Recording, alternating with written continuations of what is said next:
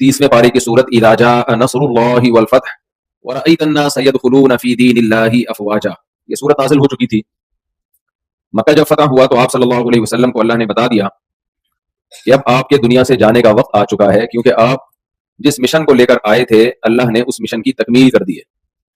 باقی دنیا میں اسلام پھیلانا اب آپ کی امت کی ذمہ داری ہے، آپ کے ذمہ جو کام تھا وہ آپ نے پورا کر دیا۔ ایک وہ دور تھا جب 13 سال مکہ میں کوئی آپ کی بات سننے کے لیے تیار نہیں تھا، اور قرآن کہتا تھا قل انما اعظکم بواحدہ، تم میری مخالفت کیوں کر رہے ہو؟ حضرت بلال کو اس وقت گرم ریتوں پہ لٹایا جاتا تھا، حضرت خباب ابن ارت کو جلتے ہوئے کوئلوں پہ لٹایا جاتا تھا، اور آپ کی دعوت بہت صاف ستھری دعوت تھی۔ اور آپ صلی اللہ علیہ وسلم نے پچھلی آسمانی کتابوں کی بھی تصدیق کی کہ تورات بھی اللہ کی کتاب ہے، انجیل بھی اللہ کی کتاب ہے، موسیٰ علیہ السلام بھی اللہ کے پیغمبر، آدم علیہ السلام بھی، نوح علیہ السلام بھی۔ قل ما كنت بدعا من الرسل، میں کوئی نیا پیغام لے کے نہیں آیا، میں وہی پیغام لے کے آیا ہوں جو سارے پیغمبر لاتے رہے، ایک اللہ کی عبادت کرو۔ بہت زیادہ مخالفت ہوئی، بہت زیادہ مخالفت، آپ سب تاریخ سے آشنا ہیں، سیرت سے آشنا ہیں۔ تو اللہ نے فرمایا کہ اے نبی آپ ان سے کہہ دیجئے انما اعظکم بواحدہ، میں تمہیں ایک بات سمجھاتا ہوں، تم اکیلے بھی غور کرو، دو آدمی مل کے بھی غور کرو، جماعت در جماعت بھی آپس میں مذاکرہ کرو، اور دیکھو سوچو کہ تمہارے جو ساتھی ہیں جنہوں نے 40 سال تمہارے ساتھ گزار دیے، دیوانے تو نہیں ہے، جنون تو نہیں ہو گیا ان کو؟ جب انسان پوری قوم سے ہٹ کے بات کرتا ہے، لوگ مخالفت کر رہے ہوں اور اپنے دعوے پہ ڈٹے رہے، تو 3 باتوں میں سے ایک بات ہوتی ہے، یا تو اس کو جنون لاحق ہوتا ہے، دماغی توازن ٹھیک نہیں ہوتا، یا اس کی کوئی لالچ ہوتی ہے، اسے کہیں سے پیسے مل رہے ہوتے ہیں، یا وہ برحق ہوتا ہے، تیسرا چوتھا کوئی احتمال نہیں ہوتا اس میں۔ تو اللہ نے فرمایا کہ ان سے کہہ دیجئے کہ تم سب غور کرو کہ میں تمہارے ساتھ 40 سال میں نے گزار دیے، تھوڑا عرصہ نہیں ہے۔ پہلے زمانے کے جو علاقے ہیں وہ تو گاؤں کی شکل میں ہوتے تھے، لوگ سب ایک دوسرے کو جانتے تھے۔ 40 سال تک میری زبان سے کوئی ایسی بات نہیں نکلی جو عقل کے خلاف ہو، جس میں لوگ کہیں کہ یہ بات سمجھ سے بالاتر ہے، تو اچانک میں ایسے باتیں کیسے شروع کر سکتا ہوں؟ پھر آپ صلی اللہ علیہ وسلم اگلے سال حج کرتے ہیں، جس کو حجۃ الوداع کہا جاتا ہے۔ یہ اسلام کا، نبی صلی اللہ علیہ وسلم کا پہلا اور آخری حج تھا، اس سے پہلے حضرت ابوبکر کی امارت میں آپ نے حج کروایا۔ تو اس دن عرفہ کا دن وہ تھا کہ اس سے زیادہ کراؤڈ شاید نبی صلی اللہ علیہ وسلم کے پاس اس سے پہلے یا اس سے بعد میں کبھی جمع نہیں ہوا، کیونکہ جس کو اطلاع ملی کہ نبی صلی اللہ علیہ وسلم حج پہ تشریف لے جا رہے ہیں، تو دنیا بھر سے، عرب کے مختلف قبائل سے سارے قافلے آنے لگے، اور اس زمانے کے لحاظ سے 1,00,000 سوا لاکھ کی بہت بڑی آبادی ہوتی تھی، اس کراؤڈ کو کنٹرول کرنا مشکل ہوتا تھا۔ ہم حدیث میں ہے کہ حضرت عبداللہ بن عمر رضی اللہ تعالیٰ عنہ صحابی رسول ہیں، بیت اللہ کا استلام کرنے کے لیے گئے تو رش میں اتنا پھنس گئے، اور گرمی سے اور کراؤڈ سے آپ کے ناک سے خون آنے لگا، نفسی پھوٹ گئی، تو آپ کے شاگرد آپ کو اٹھا کے لے کر گئے۔ میں یہ سوچ رہا تھا کہ اس دور میں بھی اتنا رش ہوا کرتا تھا کہ لوگ حجر اسود کا بوسہ لینا یا استلام کرنا آسان نہیں تھا۔ تو اس وقت نبی صلی اللہ علیہ وسلم نے خطبہ جو دیا، وہ اسلام کا خلاصہ آپ صلی اللہ علیہ وسلم نے لوگوں کے سامنے پیش کیا۔ اور آپ صلی اللہ علیہ وسلم جب لوگوں کو کوئی بات بتایا کرتے تھے تو ابتدائی اسلام میں نبی نے منع کیا تھا میری باتوں کو لکھو نہیں، صرف سینے میں محفوظ رکھو اور آگے لوگوں تک پہنچا دو۔ لکھنے سے منع اس لیے کیا کہ قرآن بھی لکھا جا رہا ہے اور حدیث بھی لکھی جائے گی، تو قرآن اور حدیث آپس میں مکس نہ ہو جائیں۔ بعد میں آپ نے اجازت دے دی لکھنے کی، بلکہ حکم دیا لکھنے کا، لیکن شروع میں منع کیا کہ قرآن کے اوراق اور حدیث کے اوقات آپس میں مکس نہ ہو جائیں، تو لوگوں پر ایسا نہ ہو خلط ملط ہو جائے کہ قرآن کون سا ہے اور نبی کی بات اس میں کون سی ہے۔ بعد میں آپ نے لکھنے کا حکم دیا، تو یہ حجۃ الوداع کو بھی آپ صلی اللہ علیہ وسلم نے لکھنے کا حکم دیا۔ بہت کراؤڈ تھا، آپ نے جو خطبہ ارشاد فرمایا اس میں آپ نے حکم دیا اکتبوا لی ابی شاہ، جو عرب کا کوئی سردار تھا، فرمایا اس کو لکھ کے دو۔ اس لیے یہ خطبہ ہمارے پاس پہنچا بہت مستند ذرائع سے۔ اس خطبے میں نبی صلی اللہ علیہ وسلم نے چند باتیں بہت اہتمام سے بیان کی ہیں جو میرے اور آپ کے کرنے کے کام ہے۔ اسلام کو سمجھنے کے لیے وہ باتیں بہت ضروری ہیں۔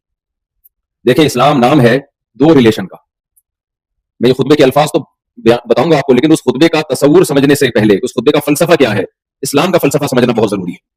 یہاں کتنے مختلف لوگ آئے ہوئے ہیں جو کراچی میں ہمیں پکڑائی میں نہیں آئیں گے، کہیں بھی، وہ تو ابھی حج کے بہانے آ گئے، دوبارہ پتہ نہیں آپ سے کب ملاقات ہو نہ ہو۔ لوگوں کی عادت ہوتی ہے مولوی صاحب کو دیکھ کے راستہ بدل لیتے ہیں، کہیں مولوی صاحب چندہ نہ مانگ لیں، کہیں مولوی صاحب کوئی نصیحت کرنا نہ شروع کر دیں، تو اس لیے ابھی تو آپ کہیں بھی نہیں جا سکتے غروب آفتاب سے پہلے، اس لیے میں تو کیسے یہ موقع ہاتھ سے جانے دے سکتا ہوں۔ تو اسلام کی جو خلاصہ ہے نا، دیکھیں کسی بھی چیز کو سمجھنے کے لیے اس کے اپوزٹ کو سمجھا جاتا ہے، اس کے الٹ کو سمجھا جاتا ہے، پھر وہ اس کی جو اپوزٹ ہے، اس کا جو الٹ ہے، آسانی سے سمجھ میں آ جاتا ہے۔ ہم جب اسکول میں پڑھتے تھے تو وائٹ، اس کے اپوزٹ کیا ہے بھائی؟ بلیک۔ ٹیچر کام دیتے تھے نا، لکھ کے آؤ اس کے جو اپوزٹ ہے کیا ہے۔ وجہ کیا ہے؟ جب آپ کسی چیز کی اپوزٹ کو سامنے رکھتے ہو تو اس کو سمجھنا آپ کے لیے تو تعرف الاشیاء باضدادها، کہ چیزوں کو پہچانا جاتا ہے ان کی اپوزٹ سے۔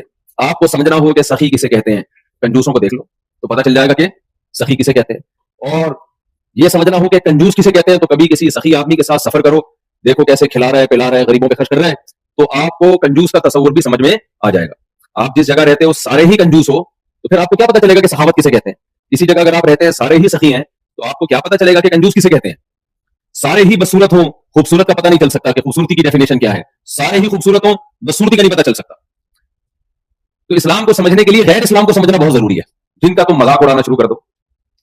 تو تمام پیغمبروں نے ایک دعوت دی, لا الہ الا اللہ, عبادت کے لائق صرف اور صرف اللہ کی ذات ہے. آج دو طبقے ہیں. ایک طبقہ تو وہ ہے جو کہتا ہے کہ بہت سارے معبود ہیں, بتوں کی عبادت, گائے کی پرستش, جو ہمیں نظر آ رہا ہے دیکھتے رہتے ہیں, مزاروں کی پرستش, قبروں سے دعائیں مانگنا. انہیں مسجد سے زیادہ قبروں پہ دلچسپی ہے. حالانکہ اگر قبر والا کچھ مدد کرنے کی طاقت رکھتا تو خود قبر میں کیوں جاتا, وہ خود قبر میں کیوں جاتا. جس کے دونوں دھڑ کام نہ کر رہے ہوں وہ کسی فالج زدہ کو ٹھیک کر سکتا ہے جس کا آدھا دھڑ کام نہ کر رہا ہو. تو ایک بیماری تو یہ. دوسری بیماری کیا, کہ سرے سے کوئی معبود ہے ہی نہیں, ہم کسی کی عبادت کے مکلف اور پابند نہیں, ہم آزاد ہیں. یہ آج ہمارا سیکولر اور نام نہاد لبرل طبقے میں یہ دعوت چل رہی ہے کہ مذہب کو فالو نہیں کرنا, مذہب کی پابندیوں سے اپنے آپ کو آزاد. اور تیسری ایک دعوت یہ ہے کہ مذہب کی پابندیوں سے ہم آزاد تو نہیں ہے لیکن جس مذہب کو چاہے ہم فالو کر لیں. اسلام نے یہ سب کو غلط قرار دیا. اسلام نے کہا لا الہ الا اللہ, تمام پیغمبروں کی یہ دعوت کہ تمہارا ایک معبود ہے جس کا نام کیا ہے, اللہ. معبود کی عبادت کی جاتی ہے. معبود کسے کہتے ہیں, عابد کا. عابد جس کی عبادت کرتا ہے اسے معبود کہا جاتا ہے. اور اللہ نے یہ بھی بتا دیا ان الدین عند اللہ الاسلام, یہ دین جو ایکسیپٹیبل ہے وہ اللہ کی نظر میں صرف اور صرف اسلام ہے. اللہ کسی اور دین کی ذمہ داری نہیں لیتا. وَمَن يَبْتَغِ غَيْرَ الْإِسْلَامِ دِينًا فَلَن يُقْبَلَ مِنْهُ, اسلام کے علاوہ کسی دین کو فالو کرو گے نہیں مانوں گا میں. اور بلکہ اللہ ان کو دھمکیاں بھی دیتا ہے, ایک ایسے دین کی نسبت میری طرف کیوں کرتے ہو جس کی نسبت میں اپنی طرف کرنے کے لیے تیار نہیں ہوں. تو نبی صلی اللہ علیہ وسلم دعوت دیتے رہے, مخالفتیں ہوتی رہیں. پھر آپ صلی اللہ علیہ وسلم نے ہجرت کی. جب آپ کو یہ خوف ہوا کہ مشرکین مکہ میرے اور میرے اصحاب کو قتل کر دیں گے, آپ صلی اللہ علیہ وسلم ہجرت کر کے مدینہ گئے. وہاں غزوہ بدر, غزوہ احد, غزوہ خندق, صلح حدیبیہ اور نہ جانے کتنی لڑائیاں ہوئی ہیں. لڑائیوں میں وقت گزرا آپ کا. لیکن آپ صلی اللہ علیہ وسلم کا ویژن دیکھیں کہ مدینہ پہنچ کے آپ خط لکھ رہے ہیں روم کے بادشاہ کو, فارس کے بادشاہ کو. کتنا بڑا ویژن. ابھی مدینہ پہ پورا 100% کنٹرول ہوا نہیں ہے, اور اس زمانے کی روم اور فارس کی بڑی بڑی سلطنتوں کو قاصدوں کے ذریعے خطوط بھیجے جا رہے ہیں, خطوط بھیجے جا رہے ہیں.